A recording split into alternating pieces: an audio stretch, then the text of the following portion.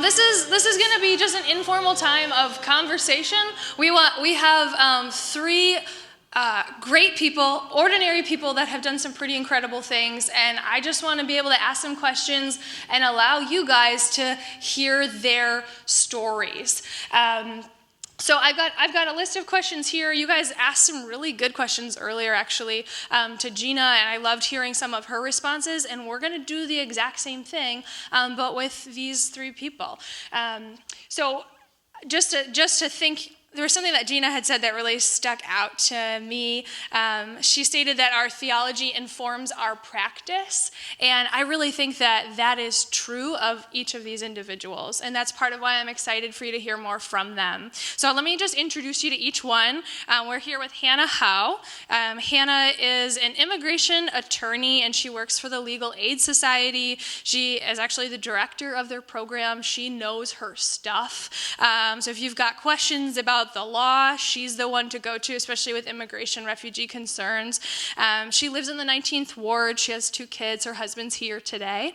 And she actually learned Nepali and moved to Nepal for a few years, and she was doing some work there. And she's also on the board of Refuge Rochester. It's pretty incredible. Next, we have Paul Whitehouse. Paul is a Rochester native, grew up in Rochester in the suburbs, but now is living in the city and working in the city for 441 Ministries, and they work with people that are struggling with poverty, and that are he faces issues like substandard housing, crime, dropout rates, and when we were talking, getting ready for this, he was just kind of talking about how God really changed his heart from having been a person that grew up in the suburbs and maybe didn't interact with some of those issues, and having moved into the city, having been exposed to those things, God started to change his heart about justice for those different areas. So we're going to hear a little bit more from him on the city of Rochester and some of those urban concerns. And then lastly is David Bovard. He's a team member for Refuge Rochester, and he does a lot with our volunteers. So he actually works at Catholic Family Center as well. So when a refugee comes to Rochester and is here to be resettled, they almost always meet David. So I've met many of his friends who are from other countries, and they love David and they enjoy spending time with him, and he's just a real connector of people. So we're going to learn about how he got involved with that and how and hear some more about his story. So as we go through today, I'm going to just open up with a question. What kind of justice work are you currently involved in? What gets you excited about that? And how did you first get involved? How did you get into that kind of work? Wants to go. This is not working. Keep talking. Okay. Yes, we're on, everyone. We're on. Okay. All right, so I guess I'll go first. Great. I'm going to blame my son for this world that I'm in now. Sam? So Sam is a teacher, an ESL teacher at the Rochester International Academy. And so I retired from a law enforcement career and would hang out in his room. And what struck me was the culture that he created in that room between the refugee students and himself. And bells and whistles just started going off in my heart. And my prayer upon retirement was, Jesus, I just want to be where your heart is.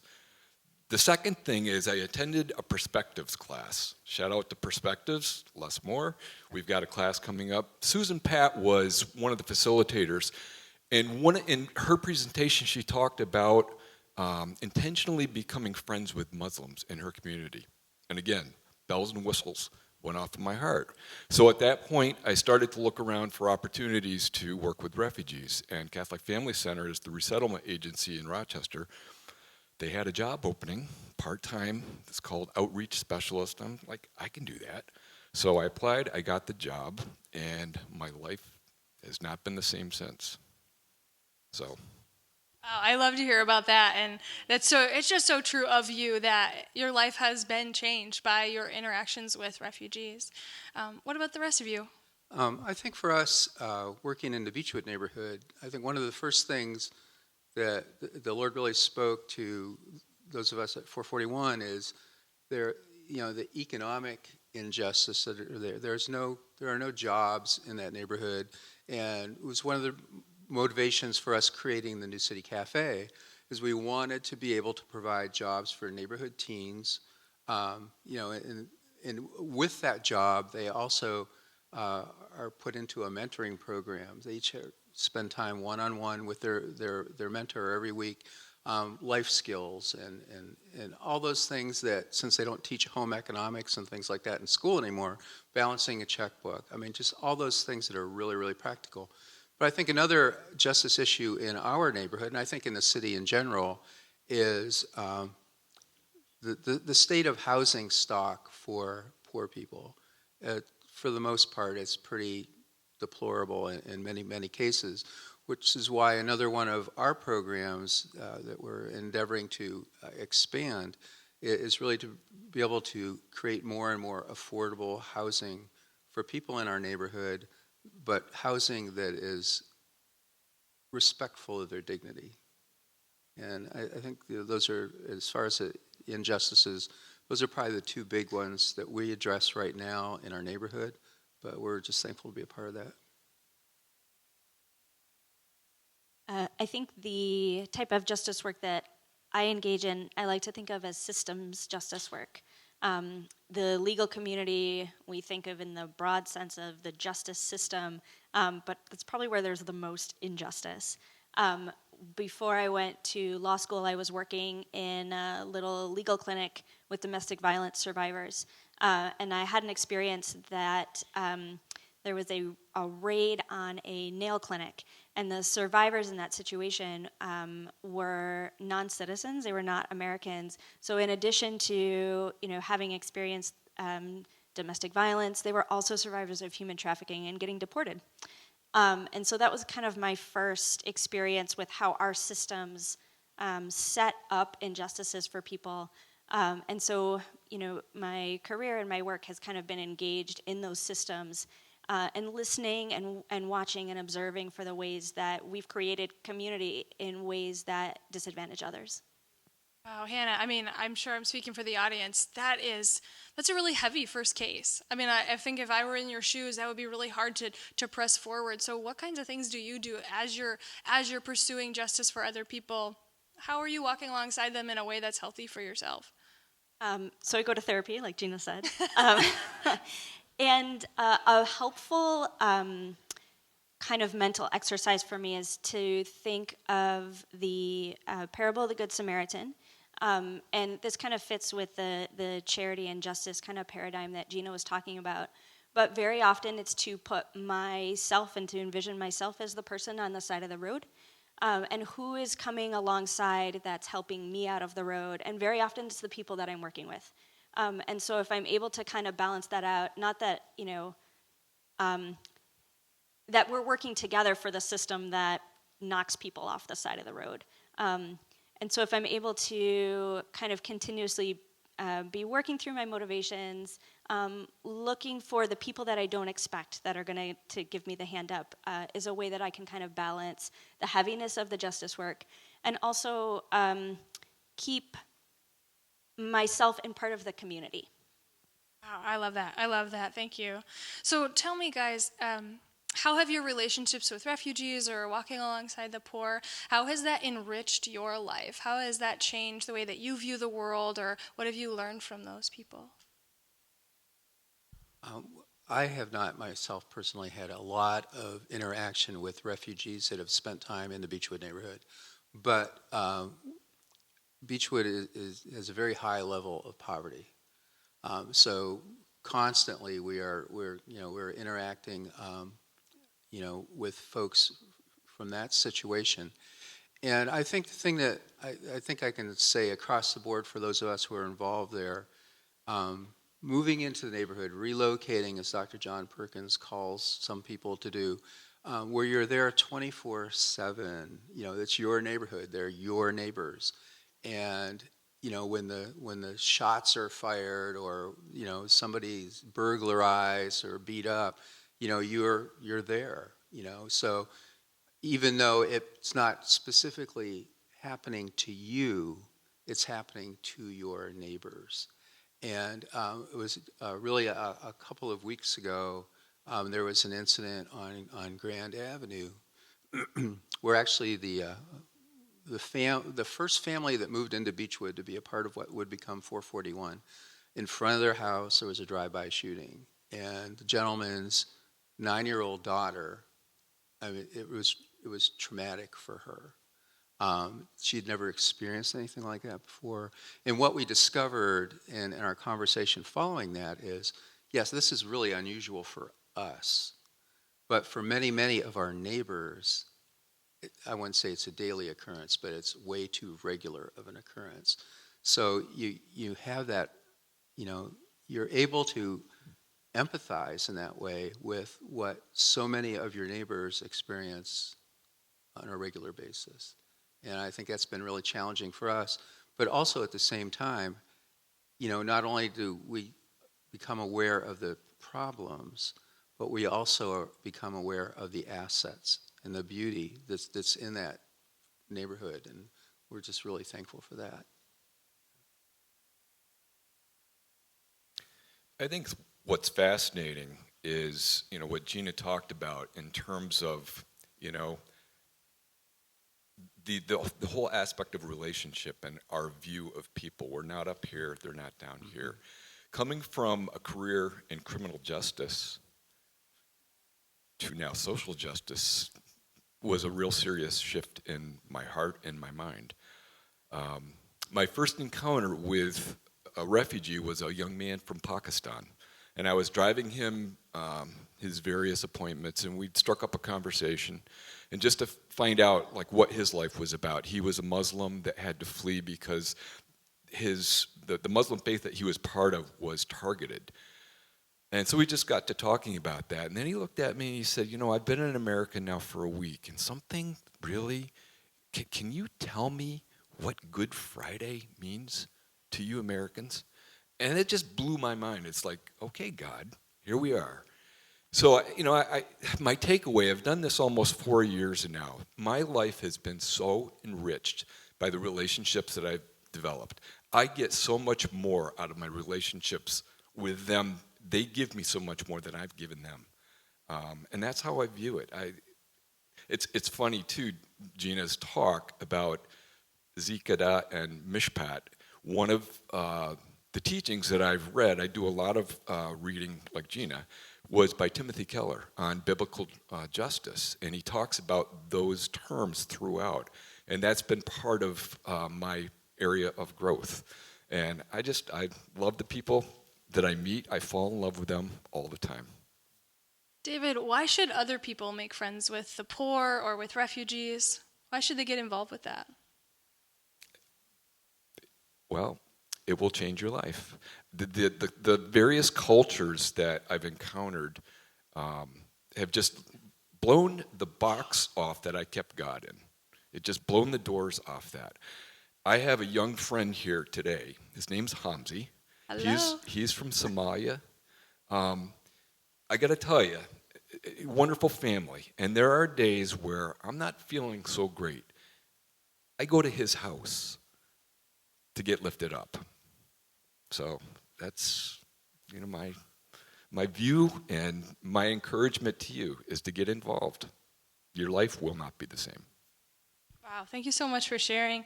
Hannah, what about you? Anything that you have to say about relationships with people that you've walked alongside and how that affected you, changed your life, what you learned?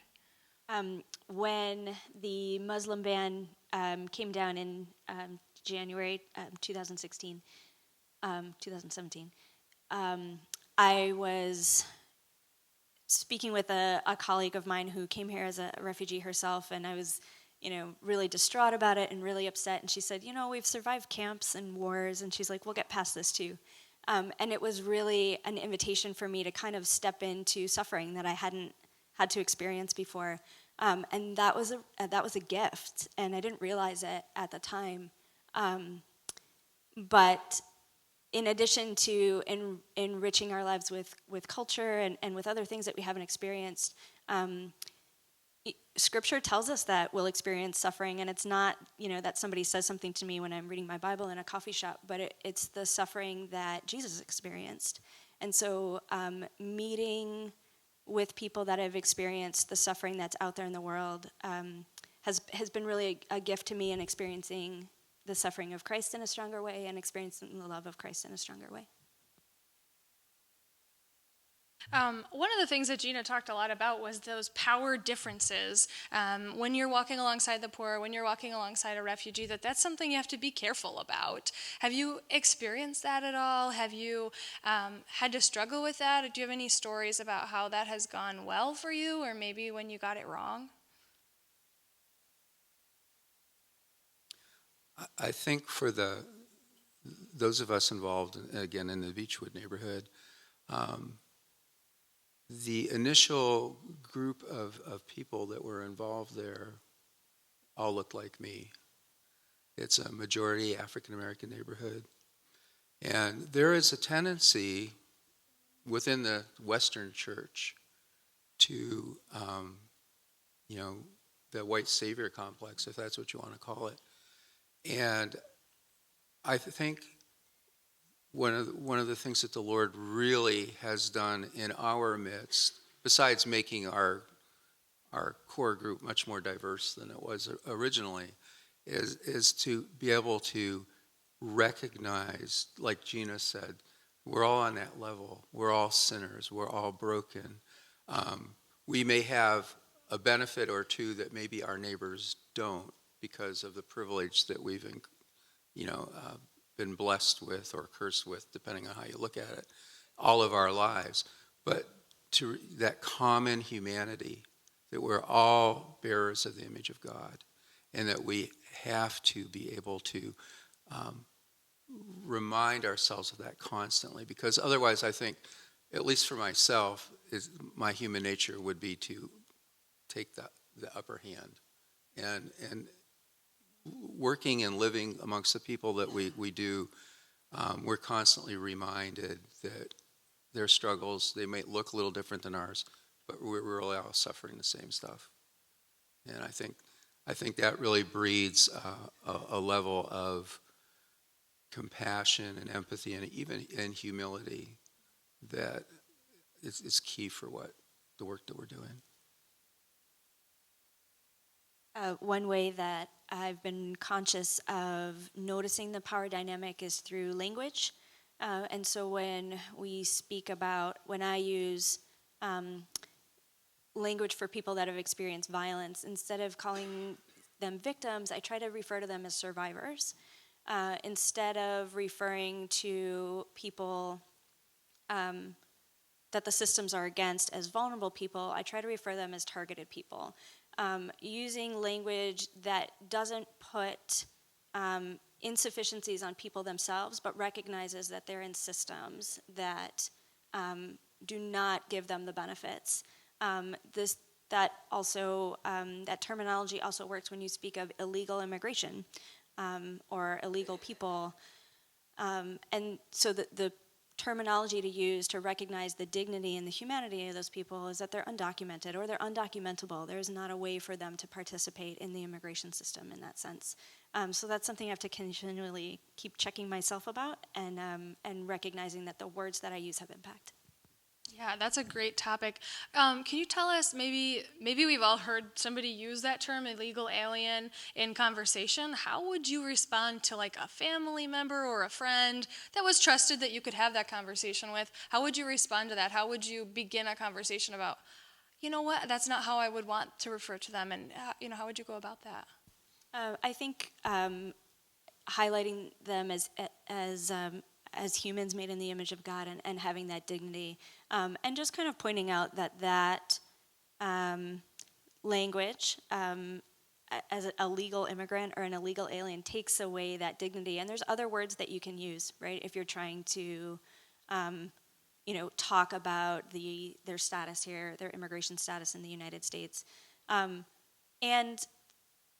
there's special things about words, right? But then there's also not special things, right? It's not important that the terminology be used in a certain way, and so I think human dignity is just a really great place to start, and that's something we can all work from, and the words and the language we can build off of that.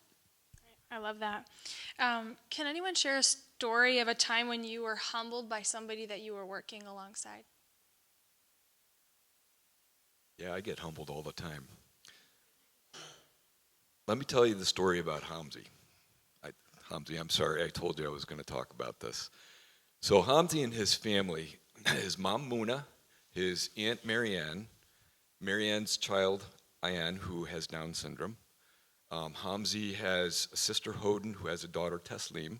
He also has a brother Khalid and Kadir, who is paralyzed due to meningitis. So they arrived in November of 2016, and when I first went to their house, Hamzi's carrying Kadir everywhere. And this is what he did in his refugee camp in Ethiopia. I can't tell you how much I look at Hamzi as a hero in my view, and that just really humbled me. And that kid has a smile on his face all the time. So that's why I say sometimes when I get down, I go to their house. And they just lift me up because they're so joyful. So all of the other refugees I interact with, it's still the same process.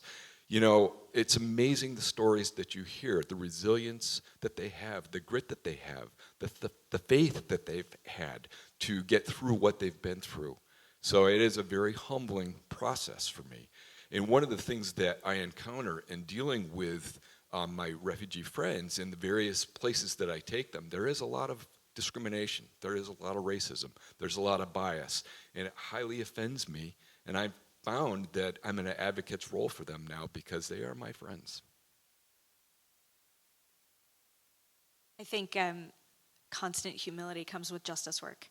I don't think there's a way to interact with the systems and with targeted people that you don't become aware of your privilege, aware of ways that you've been a benefit of the system or taken advantage of the system. And it, like David says, it really does happen every day and in every interaction. And I think that when we view things from a charity perspective, like Gina was talking about, it's really easy to kind of think of the poverty of the people that you're working with or the downtrodden state, and you forget the strength of those individuals. And so viewing things from a justice perspective, you can really see the strength, the perseverance, and the things that I wish I could embody more of in the people that we work with. What role does God play in your pursuit of justice?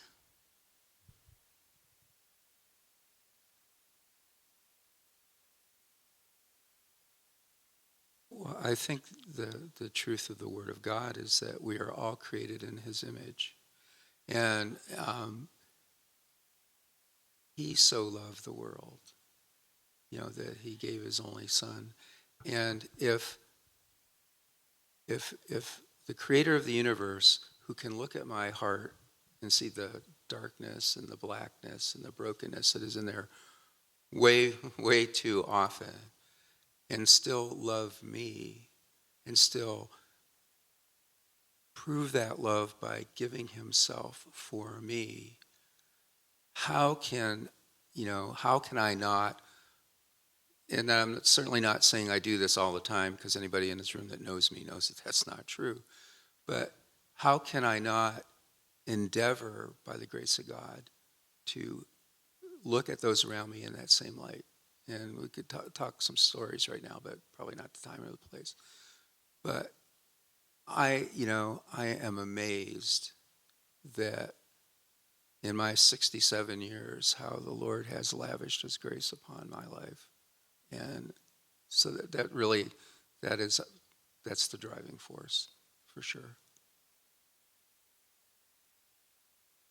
Yeah, for me, it is about relationship. It is about that idea of justice. It's a relational thing. And,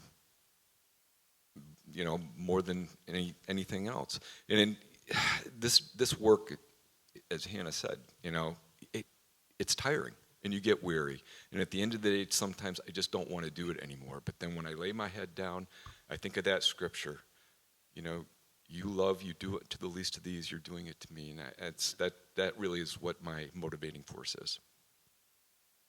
I think justice work and working with immigrants and refugees have helped me to understand Jesus as the hope of nations in a way that I haven't interacted with Christ before that way. And, the hope that Jesus embodies is that there's a time that there's no more tears that we have to wipe away, right? And there's no more wars. And you don't understand what a big hope that is until you're with people that are experiencing that stuff all the time. So it's just opened a whole new avenue into the person of Christ that I hadn't understood before. And for those of you who don't know, I mean, Hannah's pursuit of God and in relationship with God goes back a long time. And Hannah and her husband moved to Nepal to work with an organization and to help and to share about the Lord. And I would love to hear how your view of justice, of charity, has evolved over time as a person who has worked abroad and locally. How has your view changed over time since your days in Nepal? I think it's somewhat followed Gina's trajectory of kind of charity to justice work, and recognizing that there's really nothing special about speaking English, right? Like, that's not a benefit in the world in general, and there's really nothing special about pale skin. And things that I thought were a benefit really aren't. And so what actually do I have to bring, right? And it's a relationship with Christ and my neighbors, and some special skills I picked up along the way, right? Like law school. But, that's small, right? That's a handful of things. And my neighbors are also bringing things in their hands. And what do they have? And how can we kind of collaborate those things and put those things together to make community? And Gina had, in her definitions, had said, that justice is kind of creating right relationship. And so, it's been a journey, and Ken mentioned at the beginning that did start a long time ago, and the steps are small, and it's been a slow boat to turn. But I am continuously learning more about God's heart for justice and my neighbors, and trying to step into those spaces. And it's gotten less and less comfortable the more that I've gone along, and it's gotten more painful. But I think that's the place to be. Yeah, thank you. So we're talking about justice at like a 12,000 feet view. Can we talk a little bit about what that looks like in Rochester, and what do you see in Rochester that you would love to see change, and how can we go about using our influence to help yield that change in Rochester? I think for one thing, as I mentioned, the housing situation that many of our neighbors are forced to endure. We are seeing, and it's happening very, very slowly now. There's the citywide tenants union, and there's now a housing court in the city of Rochester, where people have an opportunity, if there's an issue with their landlord, to be able to address those. And I think if anybody saw the news a few weeks ago, there's an apartment complex on North Clinton Avenue where the property owner was going to evict 106 tenants because they hadn't been paying their rent because the place was deplorable. And so there was a big protest and everything. I haven't been able to follow up to see how things turned out, but it sounded like the landlord had a heart change, and I hope that's the case. But there are those kind of things that we have an opportunity to come alongside folks to advocate for them. Because I know a lot of people in my neighborhood who have been victims of generational poverty for years and decades really feel voiceless and hopeless. But when we can step up alongside of them and join our voices to theirs, there's an amplification that happens. And, I can't think of anything else we as Christians can do if we look at the great command God gave us to love Him, but love our neighbors as ourselves. How can we not, be about that business with Him, with them? And we may have a little bit more influence, we may have a little bit more power, but we have to remember that we would have nothing if it wasn't for the grace of God in our lives. Yeah, amen. I love how you're drawing that back to human dignity, which was what Hannah was saying earlier. When presented with something like somebody saying illegal alien or some other verbiage that starts to dehumanize, we can respond with how do we grow our human dignity and how do we show that to others. I love that. Any other justice issues in Rochester, David or Hannah? I know I'm supposed to say immigrants, but the educational justice is a really big concern, especially for our children that are in the Rochester City School District. And we've seen recently that, what's happened with, the firing of the teachers is because people weren't paying attention. And so I think paying attention to the systems that are around us and the systems that our neighbors function in, can go a long way to creating atmospheres for everyone's flourishing, as Gina was saying, and everyone's thriving. So Gina encouraged us to read, to research, to listen to things. Can you tell me what things you've been reading or listening to that have been helpful to you in the area of justice, or refugees, immigration, or poverty? I think for me, probably the most impactful book that I've read probably ever is Toxic Charity by Dr. Bob Lupton. And his organization he founded in Atlanta, Focus Community Strategies, really has become the model for what we're trying to do through 441 Ministries in the Beechwood neighborhood. And just to become aware of the agency that every human person has, that we may have, something to give to them, but there should be an exchange between us. And I think a really good example is the idea of like a potluck meal, okay? Everybody can come to the potluck. Not everybody can cook, but some people can clean, some people can wash the dishes, whatever the case may be, set up the tables. So everybody has an opportunity to invest in that situation. And it's one of the reasons why we at 441, we do our Beechwood Christmas store, and we resurrected it this year, is because we wanted to be able to provide our neighbors with an opportunity to celebrate Christmas like so many of us just take totally for granted. And thanks to all of our church partners, that became a real powerful reality this year. And, people with very little means were able to purchase things they knew their loved ones would just be so happy about, and not go into debt, not to feel bad that they couldn't supply something. So when we had people who, even at the very low prices that we set in our store, volunteered their time. So there was that exchange happening. They were supplying something that we needed, and we were able to, do the same. So that's that whole idea that everybody has something to bring to the table. Yeah, there was an opportunity to work and then to be generous from the fruits of someone's own labor. Completely different feel. Love that. What do you guys dream to see in Rochester, let's say 5 years from now, 2025? What would you hope to see? What kind of progress would you hope to see in these different areas or in the Beechwood community?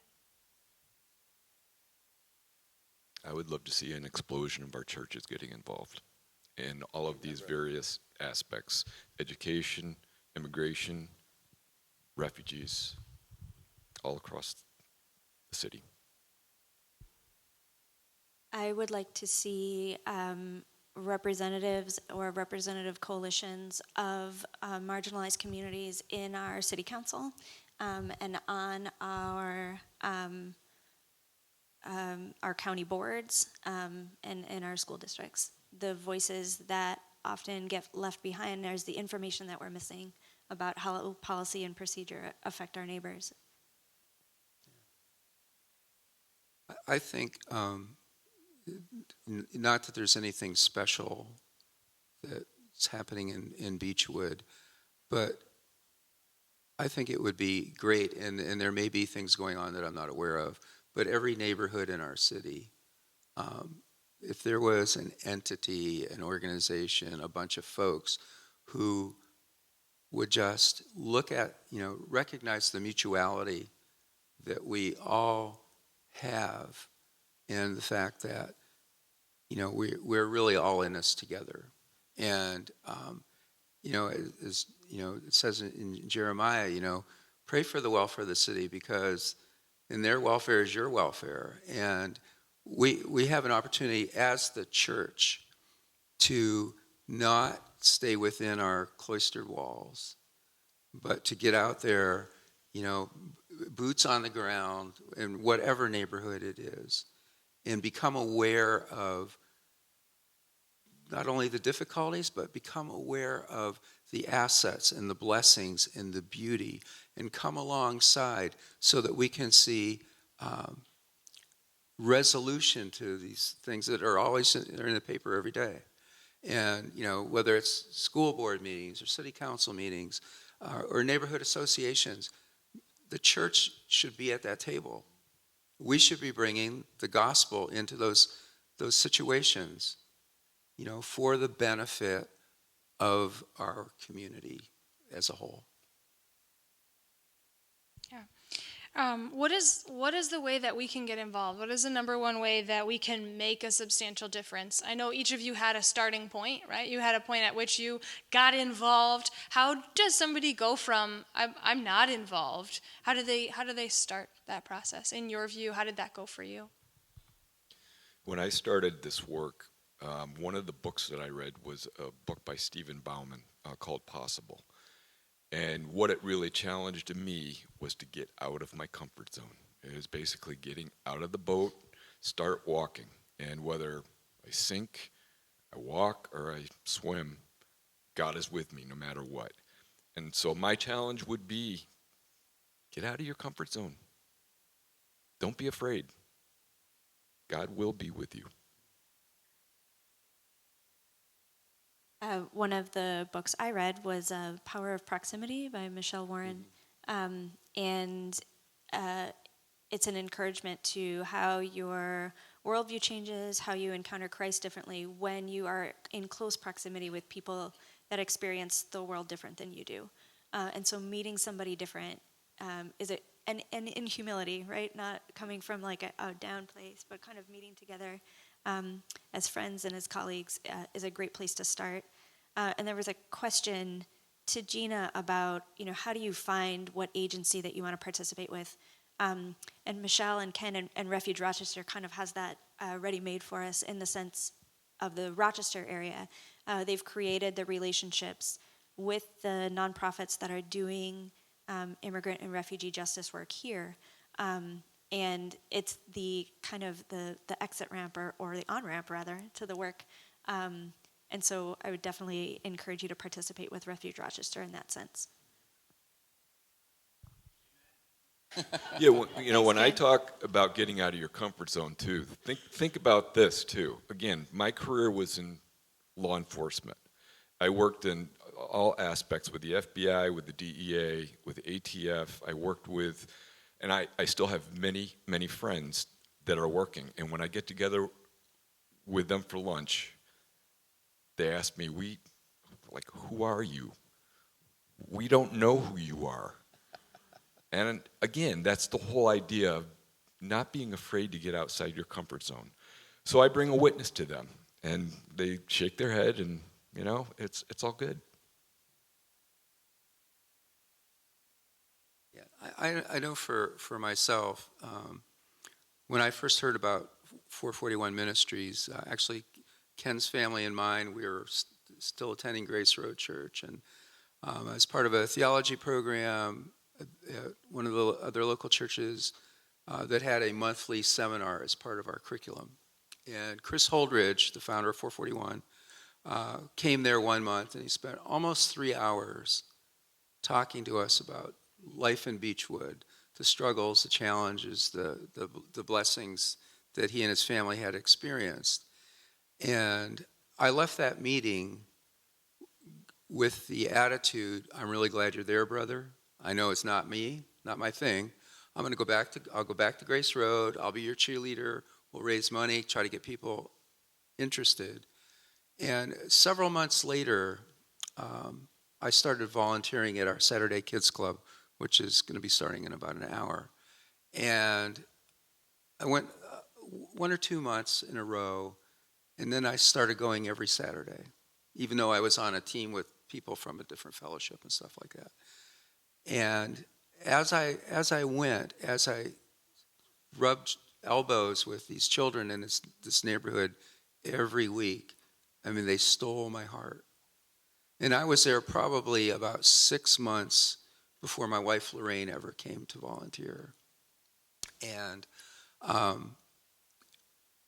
when she did, the same thing happened with her. At that time, we were living in a South Wedge neighborhood. I was working at Highland Hospital. She was working at Xerox. And, you know, it really didn't take that long before, you know, the Lord spoke to us about selling our home in the South Wedge and moving in and relocating to Beechwood. And it really was all because I made myself available, and we made ourselves available to come and to see. And as I was talking to somebody this morning, and, you know, there's always that verse about taste and see that the Lord is good. Well, I think if you come to a neighborhood that you're unfamiliar with, and for me, growing up in a suburb, my family never would have gone to Beechwood neighborhood for anything in the world. Maybe Midtown Plaza at Christmas time, and maybe if we're really brave, cross the street and go to Sibley's. I know a lot of you don't know what that is, but we can talk later. But never would have gone into that neighborhood. And now there is for us, I mean, that is our home. Those are our neighbors. Something happens to one of them, it really happens to us. And it was really just because we stepped out of that comfort zone, like David said, and went to see. And nothing's been the same since. Yeah, it sounds like, I mean, there are needs. We know that there are needs in Rochester, but we don't necessarily interact with them unless we go to those needs. I can definitely relate to that. Hannah, did you have something you wanted to say? Someone had mentioned earlier, what is the posture to take when you're interacting with people that haven't had those experiences yet? And Paul had mentioned that Chris had sat with them for 3 hours, kind of explaining things and being there for them. And so I kind of wanted to present an encouragement to be kind of the soft landing place for people that are on the journey. And if you remember where you are or where you were when you were on the journey, if someone was compassionate with you in that sense, that encouraged you to take larger steps quicker. And it's God's kindness that leads us to repentance, right? It's not, stuffing things down our throats, right? And it's not hostility. And so, having compassion with each other and with ourselves as we're on a journey toward justice work and as we're on a journey closer to God's heart. What am I missing, guys? What else do you have on your mind? What else do you want to tell the crowd? We're coming to the end here, and I just want to make sure I give you the chance to say the things that are on your mind.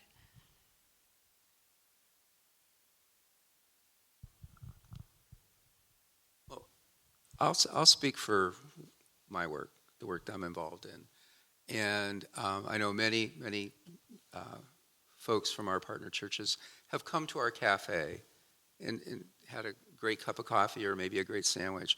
But, I would encourage, particularly for the Beechwood neighborhood, to just come and have a coffee at the New City Cafe and plan on sitting for like an hour and just watch what happens within that little space, see what happens out on the street, and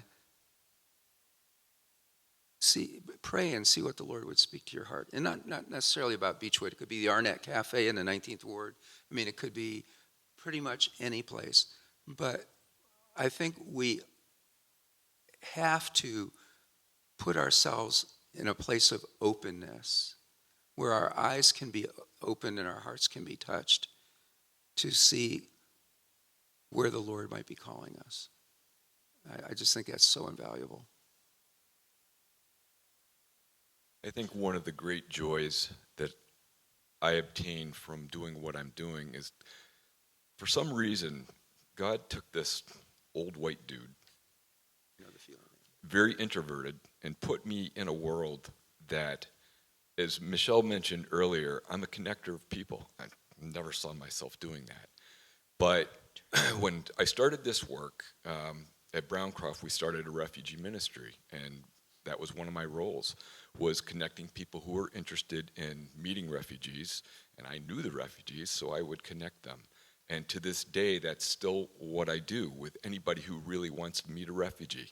In fact, when I have conversation with somebody and they don't even know what a refugee is, I ask them to come with me. Just come with me when we go to these appointments and meet one. Won't hurt you. And sometimes they take me up on that and sometimes they don't. But the biggest joy I get is watching the relationships grow from the people I introduce with refugees. And that's a blessing to me. And I just wanted to really, I think everyone's thinking, where do I start? And you've already begun. And so I just wanted to encourage everybody that's here, that there's a group, beyond even what's here in this room of Jesus people that are all walking this path together, that are all having these conversations, that are sitting in the gray area of a lot of things that aren't clear about where we live and the systems that we're in. And so, like God had said, there's others out there. And so I don't want anyone to feel alone, and I want you to be encouraged that you're, taking the steps that you need to take, even if you feel like you haven't begun yet. Well, guys, I want to just have a moment to give an applause to these guys. I really appreciate you guys sharing all of your information with us and your stories, your experiences. Really incredible to see what God can do with just ordinary people that he then equips and places and uses in an amazing way. So I just appreciate all of you.